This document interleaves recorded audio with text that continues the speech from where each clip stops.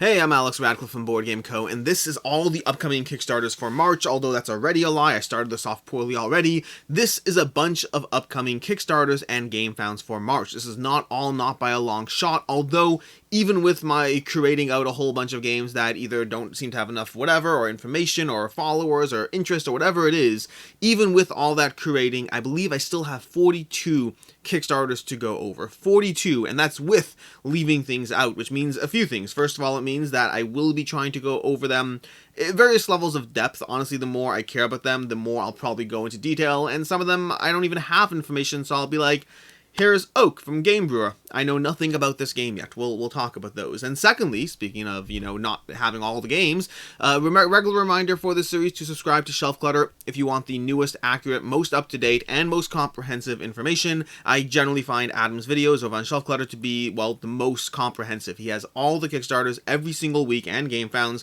and he does this every week. Every single Sunday or Saturday or whatever it is, they pop up, and he goes through all the games, which means if you want this information, but with more detail, more information, with more Kickstarters, with the newest updated, with all the stuff that I chose to leave out, if you want all of that, make sure to subscribe to Shelf Clutter. But with that, let's go ahead and jump into these. And before I do, there's a lot of games, like I said already. There's 42. I'll be going through them fairly quickly, or as fairly quickly as I possibly can, but there are a bunch of games. There are a whole bunch of Kickstarters here and Gamefounds. It's always irritating to say that.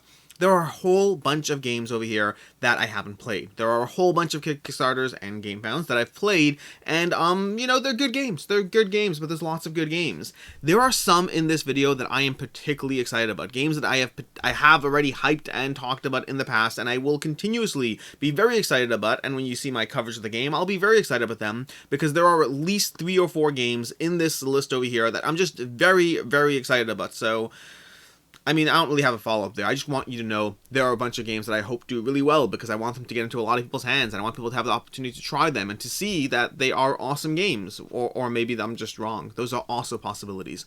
But with that, let's go ahead and start this off with I don't even know how to say this. Illeterati?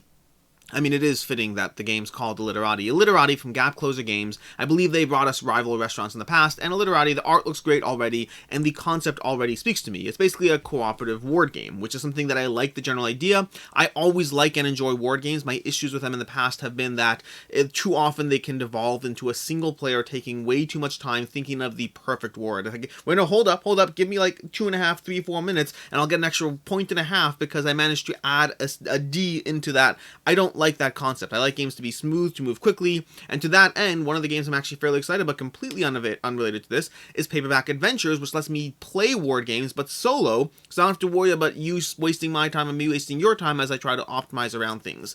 This, though, takes a similar concept, might have a little lag time, but at least that lag time will be working together, because it is a cooperative word game. So when I sit there and say, hurry up, I'm not doing so because I want to win, I'm doing so because I want to play the game. But either way, I'm very intrigued. Good art, the idea of having specific goals and requirements. You have to, complete this 3-letter word. You have to have 8 letters in this word. So you have these goals. You can talk to each other. You can communicate. You can exchange letters. Very intrigued. Illeterati from Gap Closer Games. From there, we have Western Legends, the big box from Matago, and it's Matago and Friends. So I never really fully understood the whole relationship here, but this is coming to you from, what's the name of the company? The name of the company that was Colossal. Colossal Games is Western Legends. Colossal Games, art by Roland McDonald, designed by, I'm not going to say that name, I apologize, I don't know how to pronounce it, but this is the big box big box expansion, not expansion, big box upgrade. Big box upgrade to Western Legends. Western Legends had a ton of content, generally well weighted, well received. It was just over on the Dice Tower. The Dice Tower had, I'm going to get shot for this, I don't remember his name, Trey Parker. The Dice Tower had Trey Parker, the creator of South Park, did a top 10. If you didn't know, he loves board games, and he did a top 10, which was great because there are a few games in his top 10 that I have in my collection I haven't played, and I just got that much more interested in getting them to the table. Also, I found out that Abomination, you should download Abomination Era Frankenstein, download the shorter rules for them. That makes the game faster, and that makes the game better, apparently, according to a bunch of people, although I don't actually know how many. I'm losing track here, but Western Legends was one of his top 10 games of all time, and Western Legends is a game that's generally well loved by a lot of people. There's a lot of content for the game, there's a lot of expansions, there's a lot of everything. I am certain most, if not all of that stuff will be available in the current Kickstarter, because that has been their trend in the past. In the past, when Colossal has done these new Kickstarters, they've offered all the old stuff, and yes, by the way, these 3 wooden trays do fit into that Kickstarter. This is going to be a March 1st, by the way. The first I talked about are March 1st. Hopefully I remember and go through the dates as I go. If not, they will be in the timestamps where there are links to absolutely everything I'm talking about today. Next up, we have Spring and Autumn, A Story of China. This is a 4X game using the Hellenica system from Mr. B Games. I am not familiar with the Hellenica system. I haven't used it myself. I know some of the games in that series are very well rated. This was over on Gamefound a few months ago. They unfortunately didn't see the success they wanted. This is one of those constant conversations we have. Is it the game? Is it the Gamefound? Was it the time of the year? Any number of these conversations. This is not the first game. This is not the only. This is the first. This is not the only game in this video that we're seeing a Gamefound back to Kickstarter port. So we'll see what happens over there, although we have quite a few Gamefound projects as well. But this is Spring and Autumn, Story of China, 4X game in the Hellenica system from Mr. B Games. Another March 1st as well. We have Alice in Wordland, Curiouser and Curiouser from Drawlum Entertainment, another March 1st game. This is bringing you a more of a party game, honestly, at least from what I can see of the game. It's going to be a ward game, so our second ward game, but this one's more of a taboo style game. You have certain restrictions, certain categories, and then you have to come up with something, but not using the wrong letters or whatnot. So leaning a little bit more heavily into the party genre, nothing wrong with that. Taboo is a fantastic game. The only reason I don't play it anymore is because Codenames is much, much better. From there we have Library Labyrinth. Library Labyrinth, another March 1st game. This is one that's going to be taking a bunch of fictional and historical women, just fictional and historical women, characters who are going to be trying to basically put the monsters, fictional characters and monsters, into their shelf, basically. You're going to have a grid. It's a little bit of a dungeon crawler-esque, not full dungeon crawler, but it has a grid. You can be moving around, you can be working together. It's a cooperative game as you try to tackle the various fictional characters and defeat them and then shove them into whatever bookshelf they need to go back into. That's Library Labyrinth. Next up, we have Earth Under Siege Flashpoint, another March 1st title. Earth Under Siege Flashpoint, this is a fantastic game. A fantastic game. A fantastic game, at least from my limited experiences with it so far. And I will have coverage on the game. It will be very much a first impressions, just because it is a campaign game, and just based on the timeline of when I was able to get plays of this in, I have a bunch of plays under my belt, but not as much as I would like, but it is a fantastic game. And for context, if you've watched some of my coverage about Earth Under Siege Flashpoint in the past, you may have noticed that I've been kind of lukewarm on it. Like, Earth Under Siege Flashpoint, it's a game that has, guys and characters and miniatures and stuff, and I just wasn't excited because I hadn't played it, practically speaking. It's because, in general, there are so many dungeon crawler games, and I have so many that I love, and so many that I have coming, and so many that I like, but I don't play enough, and so it's harder for me to get excited about them if they don't have Zombicide in the title. Seriously, I already know I like Zombicide, so it is easier for me to get excited if it's a Zombicide game, although it depends, because honestly, there's a certain point where there is such a thing as too much Zombicide, and I think I crossed that like 4 games ago. But either way, Earth Under Siege Flashpoint is one that didn't stand out for me. The miniatures looked great, the gameplay looked fine, but it just didn't call to me. But I've since played it, and now, as you may or may not have noticed, I am very excited about the game. You see, Earth Under Siege Flashpoint is a cooperative game that leans very heavily into, I would say, the Assassin's Creed V Commando system. So if you've played, or V Sabotage, if you played any of those systems where the goal of the systems are all about the stealth up until you hit a point where, okay, now it's time to go, you got to go ahead and run and shoot and do what you need to do to survive, but as soon as you trigger that alarm, you have to already be on your way out, because if you aren't, the game will overtake you. So it's a balance of stealth, balance of killing people on the down low, and then having things escalate as you go through it. Although, and I need more plays to say this with confidence, I think I like the system better than V Sabotage, Assassin's Creed, or whatnot. And not complete arbitrary pros and cons. There's lots of pros and cons. I'll probably do a play this, not that, at some point of the 2 games, because I think it's a great concept to compare the 2. But the specific aspect that I'm pretty sure I like with Earth Under Siege Flashpoint better is I think it does that pacing of the stealth to alarm aspect better. Assassin's Creed or V Commandos has a bit of a luck aspect to it that can feel a bit anticlimactic when it goes poorly. With Earth Under Siege Flashpoint, I felt I had more control, but at a certain point you just had to go in guns blazing to accomplish your objectives, and at that point make sure and understand there's a timer on you. But it's all I'm doing a horrible job explaining why I like the game, by the way. I'll do that in a first impressions video. You can check that out. But it's all about the stealth aspect. It's all about the stealth mechanic, and it's all about utilizing a ton of abilities, cards in your hand, gear you have, the various teammates you have, utilizing a ton of things at your disposal, and finding the pattern of the various stuff that are being thrown at you to see how you can take a situation in which it looks like someone's going to shoot you and the alarms are going to go off and find your way out of it. I like games that make it seem like you're going to lose on a regular basis, but then if you combine enough things, and if you find the pattern here, and the power here, and the ability there, and you combine it all, you find that you actually manage to make it out alive. It's a fantastic game. I'll go more into it in a full video. March 1st, Earth Under Siege Flashpoint. You see, that's what I mean. If I like the game, I'm going to spend more time on it. Solo 175. Solo 175, March 1st. This is a 4X, or I think it's 4X. Maybe not. Maybe it's not 4X. I thought it was 4X, but I'm not seeing that in the page over here. I thought it was a 4X, but it's a Euro-style legacy game for 1 to 5 players, set in a dystopian sci-fi future. There's already some hints of coverage around on this one. This is one which is, I mean, it's a legacy game, so I'm already interested, but I'll admit I'm not actually interested past it's a legacy game. I like legacy games, but I haven't seen the hook that pulls me in. Again, there's lots of games out there. Doesn't mean it's a bad game, because I haven't played it, but 5,000 people are following it, which is excellent. But yeah, basically, Cognito Ergo Meeple, Solo 175, an epic Euro legacy game coming on March 1st. From there, March 3rd, we're branching away from the March 1st titles. You have Small Samurai Empires plus expansion plus playmat. I'm not going to heavily go into this one because I already have in the past, but this is an expansion for Small Samurai Empires plus the expansion plus the playmat. A little miniature expansion, a little playmat, and then all the original content if you want any of that.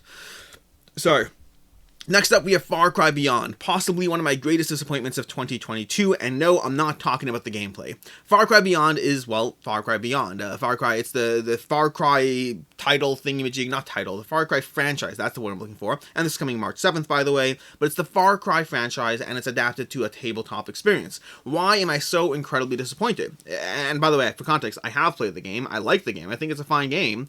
I'm disappointed because it doesn't feel like Far Cry to me. When I heard this game was announced, when I heard this title was being announced, I was excited. I love Far Cry. It's the Fast and Furious of video games. It's consistent, it's regular, it's stupid, it's silly, it's over the top, but I enjoy it every single time. Every time I dive into a new Far Cry experience, I have fun with it. And I was very excited to see it adapted to a tabletop, although granted, I should have had my expectations lower because generally I do.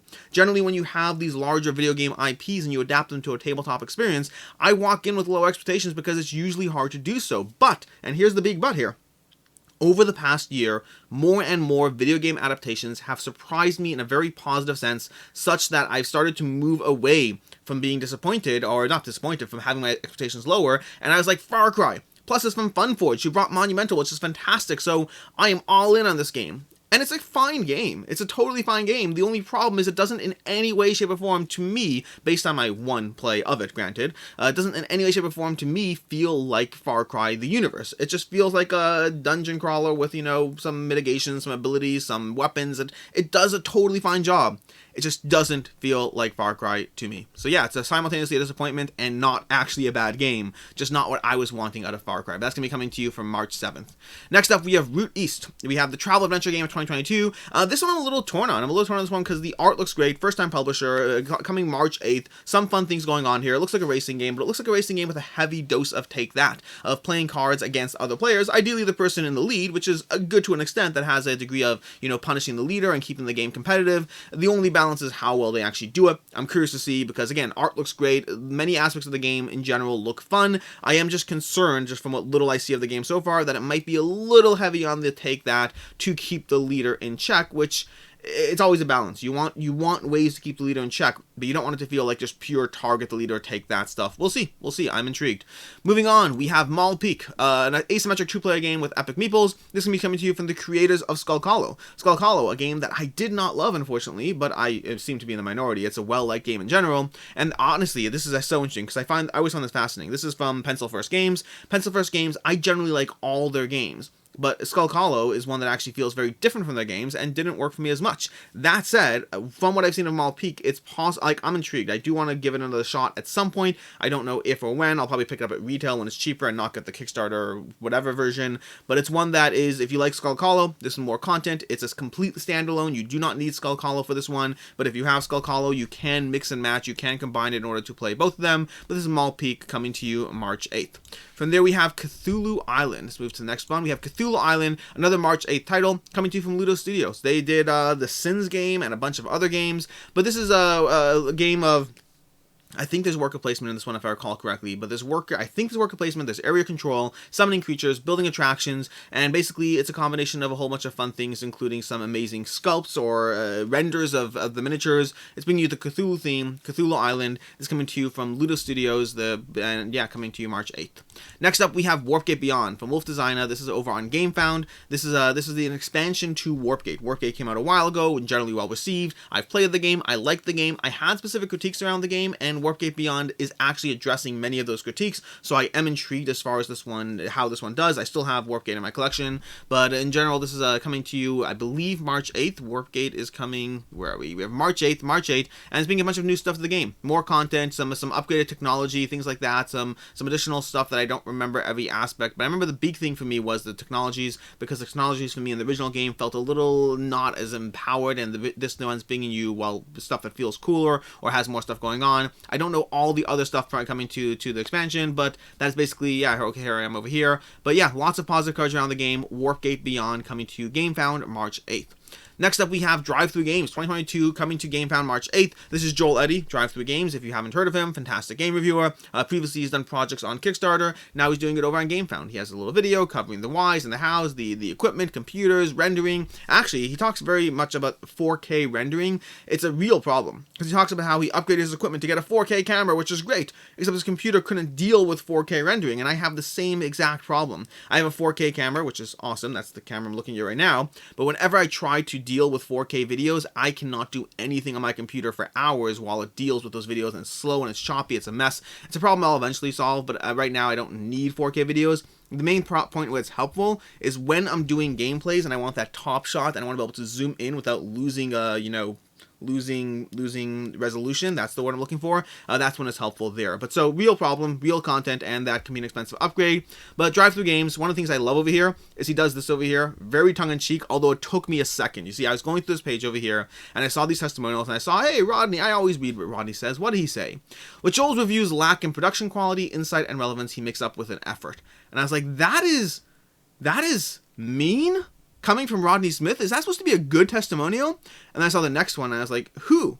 Oh, this is a thing. It's amazing how far Drive-Thru Games has come, considering Joel's lack of charisma and magnetism. I mean, this is amusing. I am a drop worried that people will have the first reaction I did of being like, these are not good testimonials at all. Although, Joel, if you're looking for another testimonial, what can I do?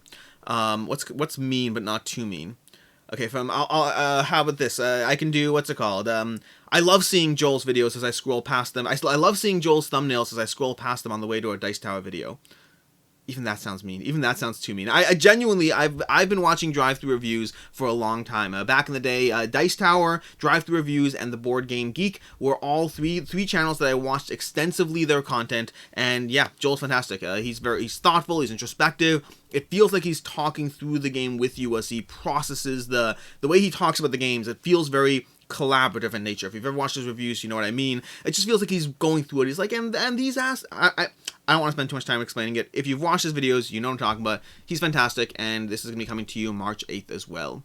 Next up, we have The Fog, Escape from Paradise. This is going to be another March 8th title. This is going to be a game of basically having a bunch of people on an island trying to escape the fog and make their way to the boats. It seems to be a bit not abstract, is abstract adjacent in the terms of the way you're utilizing abilities to proxy your various passengers and flip them around and try to make your way to the boat as the situation changes every round, and eventually the fog's catching up with people behind him. Coming to you March 8th.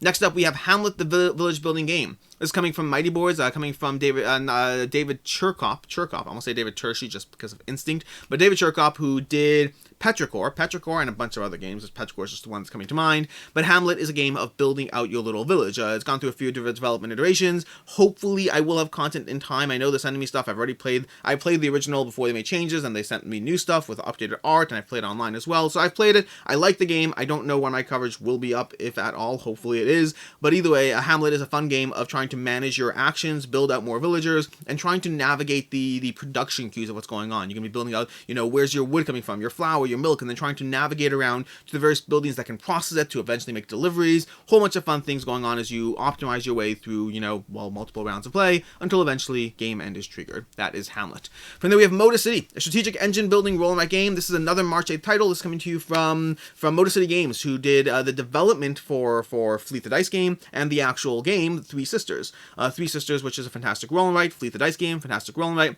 Motor City is a fantastic roll and write. If you like Three Sisters, if you like Fleet the Dice game, if you like Gauntlet and Clever, if you like Hadrian's Wall, if you like any of those mixing and matching, combo-tastic, roll and write experiences, then Motor City is worth checking out. It's going to be more of the same, but also different. Meaning, if you are someone who's played Fleet the Dice game and Three Sisters, and you're like, these feel a bit samey, and I don't need a third one, Motor City does break the mold a bit. It has enough similarities that you're like, I see how this is from the same development team, but much more in the way of differences and in terms of the way the game handles. I thought Three Sisters and Fleet had a bit of overlap in what they were doing, and this one feels just much more different. But fantastic game, worth checking out. I have coverage in it. It's just a fantastic game, worth checking out.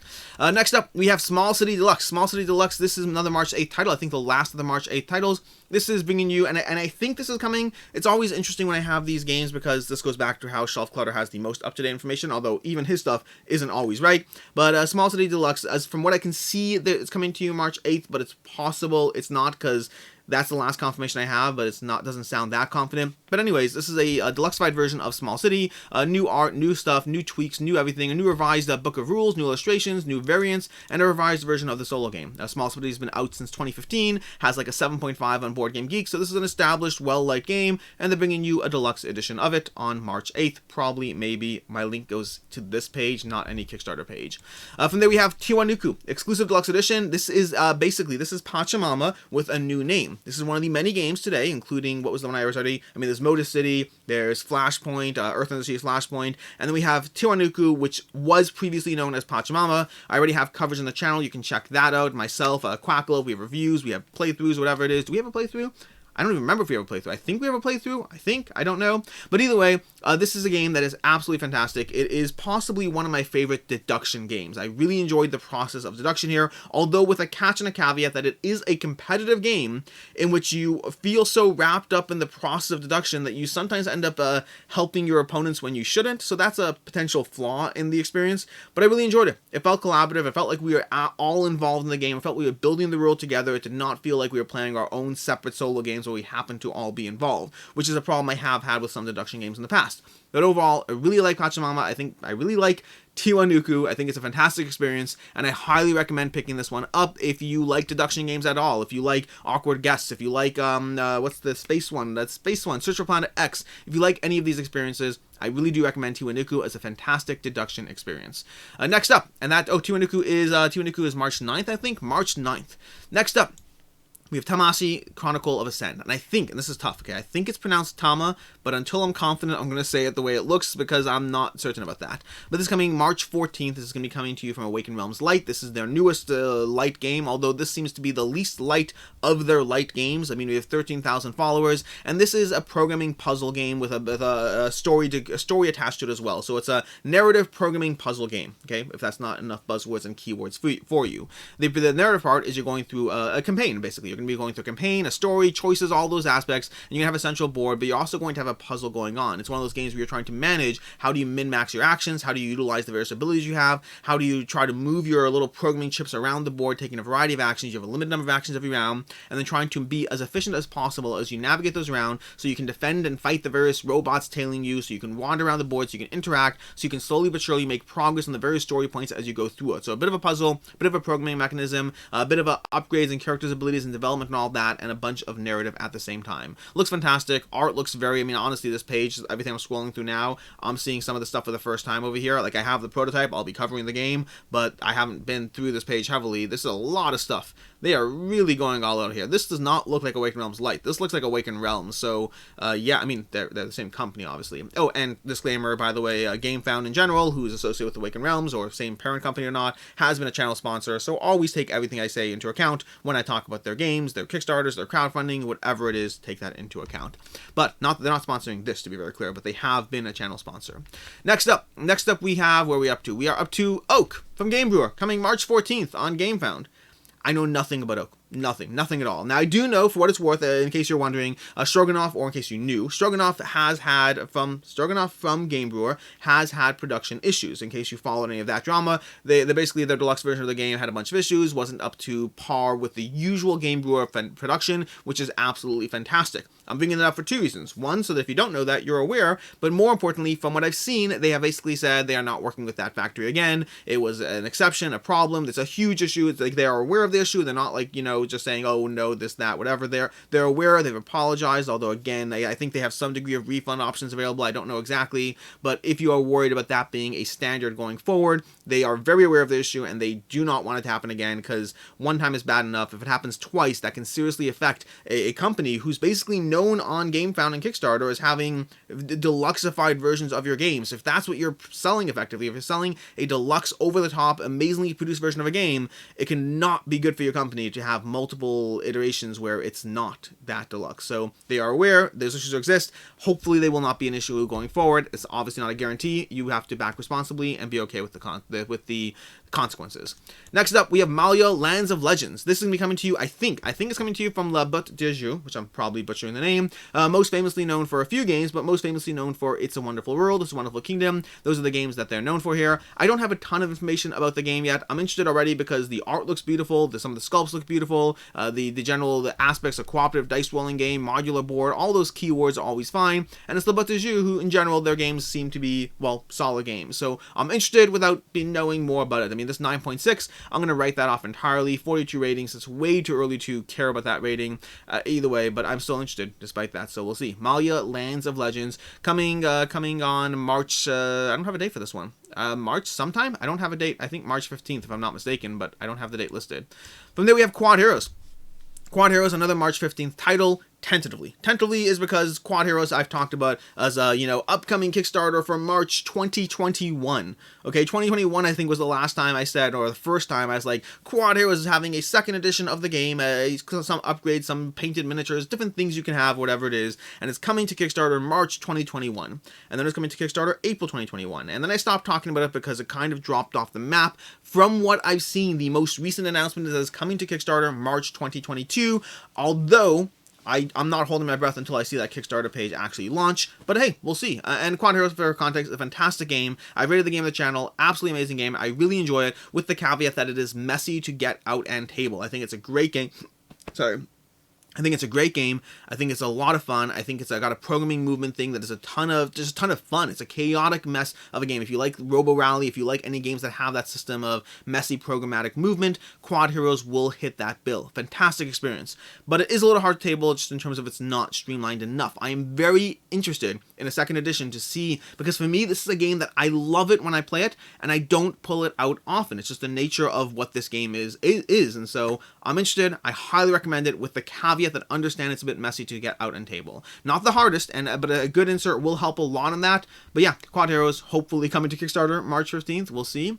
From there we have Ryozen, which is a game that I already reviewed on the channel because I thought the Kickstarter was going to be February 23rd, I think it was. I thought it was going to be late February, and so I put up my video because that's when it was. Turns out it was pushed off. So I actually talked about this last month, and Kickstarter is coming for February, but now it's coming in March 16th, I believe, to be exact. March 16th, coming to Kickstarter, Ryozen from Tabula Games. This is a worker placement game that takes place in roughly under an hour. It's an under an hour game, plays well with 3 and 4 players, and in general, it's a game that's going to have you have customized workers. You're going to start with specific workers. You can upgrade them across 3 rounds of play. You're going to be placing them in various locations. You're going to have a placement bonus as well as actual worker placement. You place them, you get a thing, and then you have a night phase bonus where you're going to be mindful of their influence in that region. So you're trying to be mindful of multiple things as you collect these various moon shards. Fun game, amazing game for the time frame it takes. I'm curious what the Kickstarter will bring to the table. They always have little extras and additions. Also, I know that they commented on my video saying that all their concerns that I had, they already are aware of and take into account, which is good and also confusing. It's good because I'm happy they're taking into account the various concerns. It's confusing because my review is overall positive. I like the game, and my concerns were more like, I like it, but also I don't know, like I kind of want more from the experience at the same time, but I do like the game, so we'll see. But either way, that's Ryozen from Tabula Games. From there, we have Microdojo, Loyalty and Deceit, also coming to you March 16th. This is the expansion to Microdojo. Microdojo is a micro game with a little dojo, little degree of tactical, abstract, two-player game as you navigate and move around the board to try to collect points in different ways to just basically win the game before, time runs out. Fun little micro game for the size and cost, absolutely amazing. I think it was like an $8 game if I recall correctly, maybe even $5, I don't remember exactly. It was a cheap game, it delivered within months, a solid experience there, and they're coming back to Kickstarter with Loyalty and Deceit. Then we have Jurassic World: The Legacy of Isla Nubar. This is March 22nd. And this is one that is going to be expensive. It's going to be expensive. I believe they said it's going to be $140. That's before shipping or any of those extras. This is a legacy game that's going to give you 12 games, if I'm not mistaken. 12 thrilling adventures. There we go. 12 thrilling adventures. And that's including the tutorial as one of the adventures. So it's tutorial plus 11 other adventures and supposedly replayable. I say that with both believability but also skeptical at the same time, because whenever a legacy game promises you replayability, generally the answer is no one's actually replaying it. Where I am intrigued whether they have actually broken that is they have actually done one of the things. I did a video once of how to make a legacy game replayable, and they're actually doing that in this game, and so we'll see if it actually is. But the concept is, one of the concepts I had is as soon as you say, okay, the adventure is over, but you've basically just made the game worse because you've taken away the discoverability that's a factor in legacy games. So what you've done is you said, hey, here's this game that keeps getting better and more interesting as you go through it, and now the story's over, just wander around the world and enjoy yourself, which I always find anticlimactic. What they're doing is they're going to be unlocking the content that you didn't choose throughout the course of those 12 adventures. The content you didn't have access to, that's slowly going to be unlocked as you play through the ongoing adventures. So they're keeping the discoverability in play to a certain extent as you get used to playing the game in a non-legacy fashion. If they do that well, I could see it being replayable, but I will be skeptical until it actually is on people's table, being played well past Game 12. But that's the Jurassic World: Legacy of Isla Nubar. Again, $140 plus shipping plus that for 12 plays. If it's not replayable, and speaking for myself, while I hope it is replayable, I'll be backing it with the assumption that I'm getting 12 games of it and 12 games only. And I will be backing it because I'm a sucker for legacy games, and the game looked cool. I had a chance to see it at PAX Unplugged. It looked cool, looked interesting. Will it blow my mind? I have no idea. I'll have to play it to find out, but I'm intrigued. I'm excited. Jurassic World: Legacy of Isla Nubar coming March 22nd. Then we have Kingdoms Rise and Fall Dorian, another March 22nd title. This is a deck building game of a degree of not really area control so much as a wandering around, adventuring as you upgrade your characters, upgrade your deck, and try to basically score as many points as possible across the adventure. A 3 to 6 player game, plays reasonably quickly for the game experience that it's giving you. Lots of fun deck building combos going on, lots of fun ways to try to assault various castles or deal with the various interactions of the game to upgrade, to get more content, more goods or whatnot, to just level up and power up as you go through Kingdoms Rise and Fall Dorian, coming March 22nd.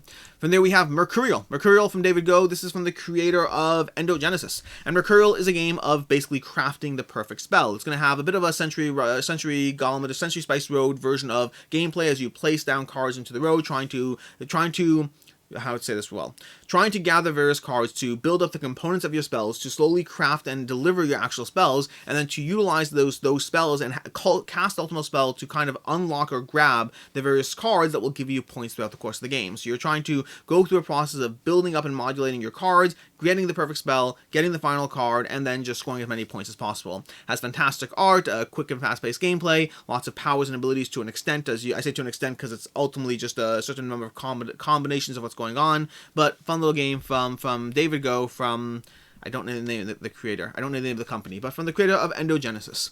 Next up, we have Tidal Blade's Rise of the Enfolders and Cypher System RPG Link. This is another March 22nd game, and this is a fantastic game. This is one of those games that I'm very excited about, and this, like Earth Under Siege Flashpoint, I was not excited until I played it. I was like, oh, Tidal Blades, a game I haven't played. That's a Euro game. Oh, look, they're making a dungeon crawler. Okay, I mean, that doesn't seem like it makes sense, but sure, I'll pay attention. And then I played it, and I really, really liked it. It is a solid, accessible game. I do have a critique. You can watch my review when it goes up in order to see more of what's going on, but that critique does not distract, well, two things. One is the critique did not distract from how much I enjoyed playing through 6 games of the game. The game's gonna have more campaigns, but the prototype we had only has 6 games, and one of them I played twice as well, so it's 7 games technically. But secondly, I know the critique I have is already being addressed by the creator as well. You can check that out. But overall, past that, it was a fantastic experience, a lot of fun, lots of playing cards. I mentioned already earlier in this video how much I liked Monumental, and it has that system of placing cards down in a row to activate your rows. You're going to be placing cards down, then activating a row or column, so you're kind of thinking through not just the current action as you play a card, but how that will affect your row 2-3 turns from now, and then across the course of the campaign, you're upgrading your deck in a variety of ways. You're upgrading your character, you're getting more stuff, more fun things. It's accessible, it's fun, it's got lots of rolling dice, lots of powers and abilities, lots of thinking through how you're going to play the card to get what you need out of the experience. And again, you can watch my review for more information, but I am very excited about Tidal Blades. Oh, and by the way, the creator for this is coming to you from Druid City Games. They previously were Druid City Games, then they teamed up with what's it called, Skybound, and now they're separating out into Druid City Games again. So fully under Druid City Games. The same thing with Bloodstone, it's going to be under Druid City Games. So yeah, we'll see what happens there. Next up we have, and no drama or anything like that, just whatever. I'll talk about it in a weekend review at some point. Next up, we have Batman, March 23rd, Batman Gotham City Chronicles Season 3. This is coming to you from Monolith. Monolith, that's the one. I always have to pause because it's like Monolith or Mythic. Monolith Games. This is Batman Gotham City Chronicles Season 3. If you like Batman City Chronicles, you're probably here for this. If you haven't played Batman City Chronicles, quick, check out a bunch of reviews because this Kickstarter is not going to be cheap, especially if you're trying to get all the original stuff. So fantastic miniatures, fantastic art, possibly one of the better Batman games currently around, but also a big investment in time and mental space and rules and a whole lot of stuff. And this is Season 3, which means there's a lot of content to catch up on if this is your first time in. If this is not your first time in, you already know what to do and you already know what you're looking for, and you're excited to find more stuff on March 23rd over on Kickstarter. From there we have Encyclopedia. Encyclopedia, which is unfortunately has only 49 followers, although I think that's because this link is actually hard to find. It doesn't really exist yet. But this link over here, Encyclopedia, please go and follow this game, okay? I cannot tell you how excited, I will tell you, that I am excited about this game. I think this game is fantastic. This is coming from Holy Grail Games, and give me a second here, Encyclopedia is amazing. I will have a review coverage of the game. I'll tell you right now, it's a 5 out of 5. I love this game. I enjoy this game so ridiculously much. I am very possibly setting you up to be disappointed because you're like, wow, Alex loves that game. It's so good. It must be so good if he likes it that much. I mean, everyone I've played, that's not true. Almost everyone I've played it with has really enjoyed the game. And the one who I'm saying hasn't, they enjoyed it. They just, well, they were more like, it was a good game. So there's at least one person of the people I've played it with who thinks it's a good game and not a great game. But the rest of the people I've played this with have loved this game, have asked to play it again. I have continuously dived into the prototype again and again, even after finishing my review. It is a fantastic Euro experience, and the reason I love it so much is because it daisy chains and combos everything you do.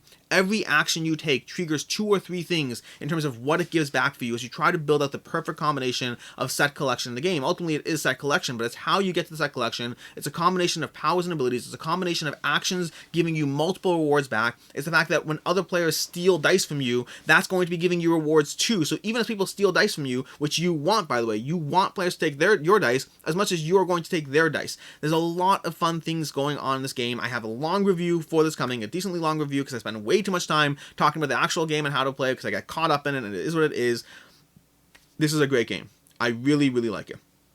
This is one of those games that I hope when it shows up, people are like, that is an amazing game, because I will be sad if I'm the anomaly. If I'm the outlier here and this is just an okay game, I will be sad because I want you all to have the experience I had playing this game. I think it's so much fun. For context, my very first play of this was me hopping on TTS or Tabletopia, whatever it was, to play with the creator, just so I can get a feel for the game before I, took on the project. And I meant to play for like 20 minutes, and then I ended up staying, 2 hours and was late to work because I couldn't stop myself from finishing the game. That was my first experience. I'm setting you up for disappointment because of how hyped I am. I'm sorry about that. I apologize. It's a good game. Get it anyway. This is Encyclopedia from Holy Grail Games. From there we have Nightmare Cathedral from Board and Dice. Nightmare Cathedral, which is a fascinating game with this is all based on an actual artist, which is why you're going to see stuff like this. And by the way, this is over here. If you follow the project, make sure to follow the project. Link down below. But you'll get this miniature, this ridiculous thing over here on the page for free. Or alternatively, you can pay for it instead. But this is Nightmare Cathedral. I'm very intrigued by the gameplay. I don't know a lot about what the game's actually doing. It seems to have some some fun aspects to it in terms of little area control, little worker placement, little powers and abilities, trying to build up as the various horrors in the game develop, so you can confront and possibly control the nightmares at the same time. Some interesting things going on, but I don't have a good feel for the gameplay, so just take it as, well, some interesting things going on. This, by the way, is coming to you March 29th, and Encyclopedia is coming March 24th, by the way. From there we have Age of Rome. Age of Rome coming March 29th. Again, this is one where across 9 rounds you're going to have your asymmetric heroes, and you're going to be trying to go through a degree of worker placement as you go through the game, trying to score various quests or abilities or different things, objectives you have, as you try to get as many points as possible across 9 rounds. The art looks fantastic. The game looks fantastic. The first time creator Tito Tum Game Studios. We'll see. I still looking for more information about the game. I only have the high level notes so far. This is coming to you March 29th over on Kickstarter. Next up, we have the Artemis Project Satellites and Commanders. This is going to be March 29th as well. This is an expansion to the Artemis Project from Grand Gamers Guild. Came out a while ago. Generally well-rated, well-received game. And this is the expansion, Satellites and Commanders. I assume they have Satellites and Commanders in the expansion. From there, we start moving into March projects. These are a bunch of projects that are just listed generically as March, which, by the way, for context, also sometimes means that they get pushed off. Anything we've talked about until now can get pushed off, but the ones listed generically as coming in March have a higher chance of being pushed off. But to start off with, we have the Archie, the modular and expandable table from Geeknson. They've had a few Kickstarter projects. This seems to be their newest table. They have a fun little video that you can watch. I don't know if you'll be able to see it now, but when you see the Kickstarter, you'll see a fun little video about all the various modularity stuff. They swapping back and forth, things on the inside, the outside, all these different things. Looks like an expandable table that fits in small and large spaces. But yeah, the Archie, Geeknson, coming Marchish. We have League of Dungeoneers. I know nothing about this project at all, and I don't look that heavily into things listed as March because very often they get pushed off anyway. So League of Dungeoneers, we have 3,000 followers who I assume know enough about the project to be somewhat interested, but lots of RPG elements, don't know much about the game. From there we have the Bad Karmas and the Curse of the Zodiac. This is a game I have already played and I'm looking forward to diving back into. So I will not review this game here. I'll do that in an actual review or first impressions because, I mean, it's a prototype with an app, definitely first impressions. But the Bad Karmas and the Curse of the Zodiac, I believe this is coming mid-March if I'm not mistaken, but this is a game that you can check out the Dice Tower playthrough on over the Dice Tower. You can check out Board Game Coffee. He had like the first coverage of the whole thing. This is basically a combination of an app experience with dice and effects and all these different things, trying to merge video games and board games, and that's something that I generally am not a fan of. I like this implementation with caveats. I'll save it for the review, but I will say, as someone who generally, when I have this kind of experience, I'm like, why don't you just make that a board game? I do fall into that camp. I'm very happy for those who like it, and I tend to be very skeptical, and this one is interesting for a variety of reasons. I'll go into the review. What I'm intrigued with here, though, forgetting for a second the review of the actual game or the first impressions, you can check that video out separately. What I'm intrigued here is that I'm curious to see how the Kickstarter does, because they're effectively selling you a system, a gaming system, and a board game. And they're trying to do both at the same time on Kickstarter, which means it's going to be a challenge. Because practically speaking, if they can sell, they're selling a console, that's what they're doing. If they can sell you this console and the game for under $300, two things are going to be true. If the price tag is $300 for the Bad Karmas and the Curse of the Zodiac console plus board game, if that price point is $300, then two things are going to be true. The first is that you as the customer are going to be disappointed and feel that $300 is way too much to pay for the system. The second is that will be an amazing price for the game, because again, they are selling you a console that will be able to be used in future Kickstarters and a game system, and they're trying to do both at the same time. So I am kind of expecting sticker shock from people. I don't know what the price will be. If it's over $300, it's going to be harder and harder to sell the more expensive it gets. The lesser it gets, the better. But even if they have what I would consider a fantastic price, which would be, again, under $300 for a board game, and the board game on its own would be like $100, let's say, and then a console for $200, that's a good price. But that's also going to be a price with sticker shock. So I'm curious to see what the price point will be. I'm hoping for the best because I am intrigued to see both the game itself and then the system as how it develops. I know this was originally touted as being together with Zombicide. They put that on hold temporarily during the pandemic, and they may or may not get back together at some point. I don't know the exact plans. Both companies need to line up. But I'm very curious for the system and to see where it goes. That's the Bad Karmas, Curse of the Zodiac. Next up, Next up, we have Silicon Valley. I don't know a lot about this one. Scott Alm's Grail Games, supposedly coming in March sometime. It's going to be a game where you're trying to be the first person to get your company to be worth $1 billion. And then, you know, the expansion has and be bought out by Facebook or Google. That's the expansion. I'm joking. That's not the expansion. Be valued at $1 billion. A game from Scott Alms. I mean, Grail Games and Scott Alms is already enough for me to pay attention. And the theme seems interesting. I'm curious. I mean, I've played QE though, so $1 billion does not impress me, unfortunately. From there, we have Wayfarers of the South Tigris. This starts moving. The last few over here, the last 4, I believe, are going to be more even worse. They're like March or April. Wayfarers of the South Tigris is one of Garpla games that I'm actually excited for. Garpla games in general, I love Hadrian's Wall, but their other games have never really excited me. I've played them, I've enjoyed them, and I've never loved them. But Wayfarers of the South Tigris has dice placement, which is my favorite, one of my favorite mechanics, and so I'm very intrigued in this particular this particular series of games. And then additionally, the one I'm also excited about, but we're not talking about today, is their Legacy of You. That's going to be their solo campaign game. Also excited about that one, but that's nothing to do with this video. Wayfarers of the South Tigris, probably coming to Kickstarter in March or April. From there we have The Dark Quarter.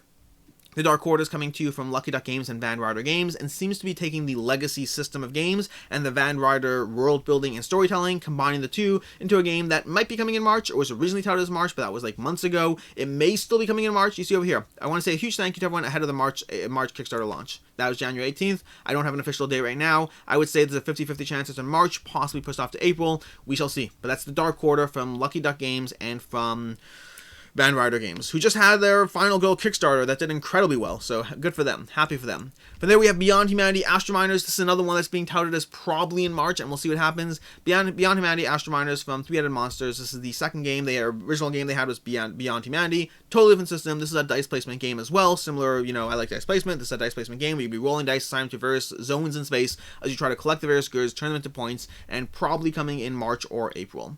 And then Lastly, we have Caressus, A Quest for the Elements. This is an interesting one, like coming in March, April as well. This is interesting because it seems to be almost merging a heavier game with a tile-laying game at the same time. So there's going to be powers and abilities, navigate around a dungeon, having your characters take control of various tiles, and trying to utilize the various abilities as they come up, and your own abilities and cards and all these things as you try to go through either 20 rounds of play, I think it is, or alternatively actually completing objective, whichever happens first. The game seems on the heavier side, or medium heavy, but with tile placement and dungeon exploring. I'm curious to see how this one does. And that is everything. That is all the games for, well, not all the games, again, that is a bunch of games for Kickstarter and Gamefound coming in March. There are a bunch of games in here that you should be paying attention to. There are some I'm not excited for that you should be paying attention to because other people are, and there are some games that I'm very excited for. I'm very excited for Motor City, for Encyclopedia, a lot of Encyclopedia, for Tidal Blades, for Earth on the Seas Flashpoint. There's a bunch I'm probably forgetting. The Dark Quarter. There's a bunch of games. Bad Karmas. There's a lot of things here. A lot of things here that are worth paying attention to. And then if you're someone who's backing Batman, that's also going to be expensive for you. Apologies in advance. So there's a whole lot of stuff, a lot of things in March. In any case, until next time, I am Alex Radcliffe from Board Game Co. If you like this stuff, find it useful, subscribe or guest. I appreciate it. I also have a Patreon, which I don't often push for, especially not at the end of a 45-minute long video. That's really the worst time to push for a Patreon thing, because honestly, at that point, most people have left a long time ago. But once you've done the whole Patreon or subscribing and whatnot, there's also Shelf Clutter. You can do ahead and do the Shelf Clutter subscribing thing. Those are always good too. It's late at night. I'm going to go to sleep now. Thanks so much for being here, and have a good one.